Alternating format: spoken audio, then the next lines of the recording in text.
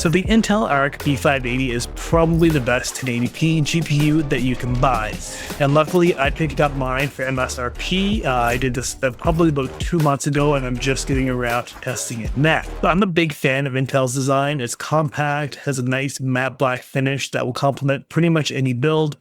It only requires one 8-pin connector, so most power supplies will support it. There's no need to upgrade, whereas some of the other B580 models do require two 8-pin connectors. So this is Intel's 2nd generation GPU, and it comes with increased hardware improvements over the previous generation, and for the most part they have worked out the problems with their drivers.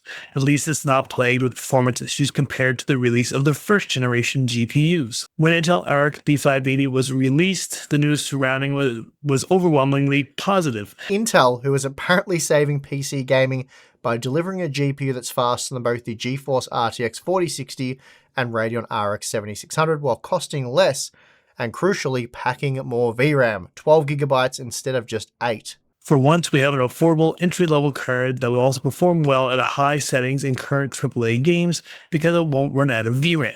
Unfortunately, the B580 does have a downside, as first discovered by Hardware Canucks and further investigated by Hardware Unboxed. The B580 has overhead issues. What this means is that in situations where the GPU is being CPU bottlenecked, it will impact the performance of the card more than other cards.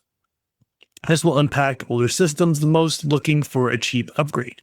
The impact of pairing the B580 with weaker CPUs might not make it worthwhile to upgrade.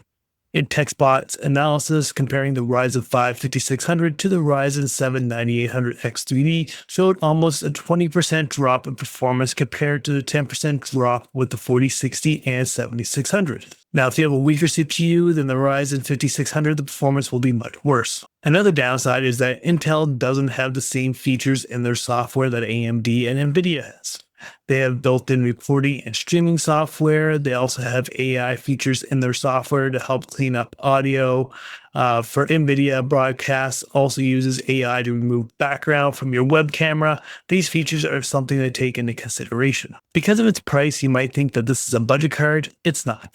It competes very well with, and in most cases beats, cards costing more. When the card first came out, TechSpot ran their own preliminary benchmarks, and the B580 on average slightly beats out the 6700 XT, 4060, and 7600 XT. When comparing cost per frame, it's 20% cheaper than the RX 7600 and 27% cheaper than the RTX 4060. So before we move on, I'd really appreciate it if you subscribe to the channel, like the video, and leave a comment down below. So in this video, we are going to be testing the B580 at 1080p and several different games in rasterized performance and ray tracing. And it is paired with a Ryzen 5 7600X and 32GB of DDR5 6400 CL32 RAM. I'll leave all the specs to the system in the description down below. And I actually just recently picked up a 9800X3D, so I will be testing in the future this against the 6750 XT and a 3060 12GB using the 9800X3D. Can I give you a better idea of the performance between this GPU and those GPUs at 1080p and 1440p. So starting off with Assassin's Creed Shadows, which is a game that just came out not too long ago, at 1080p with the preset set to high and ray tracing at medium, the average is hovering around 50 FPS with the 1% low at 34, which is pretty solid for a game that's been recently released. It's very demanding and it's probably the best looking game out there at the moment.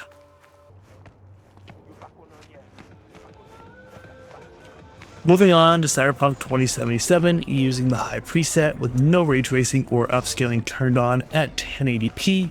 Just walking through some buildings, and in the city I'm getting an average of 110 FPS and a 1% low of 80. Ray tracing on, performance drops with the average FPS hovering around 51 and the 1% low at 44.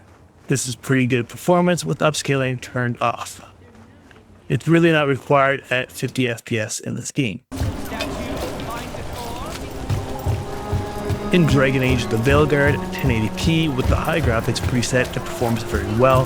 It's averaging 76 FPS and a 1% low of 56 FPS. So far the game is using near 8.5 GB of VRAM, which is above the amount of VRAM available in the AMD 7600 and NVidia 4060. Turning ray tracing on, VRAM usage jumps to almost 10 GB and performance drops a little more. It's now averaging around 55 FPS and a 1% low of 41. However, in this game, you can see flickering of light with ray tracing on, and I'm not sure why this is happening. Is it a driver issue or maybe an issue with my GPU, but it's only happening in this game.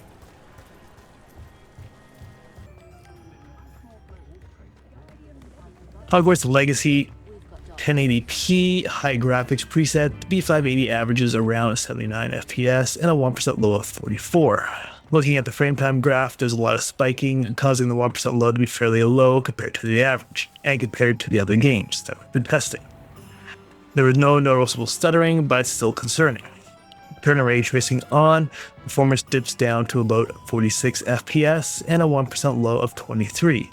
The frame time graph is showing a lot of spiking, similar to ray tracing turned off, and VRAM utilization is also jumping up to 12 GB. Indiana Jones and the Great Circle at 1080p with a high preset, the B580 averages in the low 90s, around 92 FPS, and a 1% low of 66 FPS. This is a very memory-intensive game using almost 11 GB of VRAM. This is a game where 8 GB cards do struggle, and you need to turn the presets down to get it below that 8 GB mark. And last but not least, Black Myth Wukong 1080p high graphics preset. The game is built on Unreal Engine 5 and it looks great, but as you can see, it is incredibly demanding on the GPU. Averaging around 48 FPS with a 1% low of 37. Surprisingly, the VRAM utilization is below 8 GB. Turning ray tracing on, performance drops considerably. The B580 is now averaging around 26 FPS with a 1% low of 21. And now the game is only using a little over 8 GB.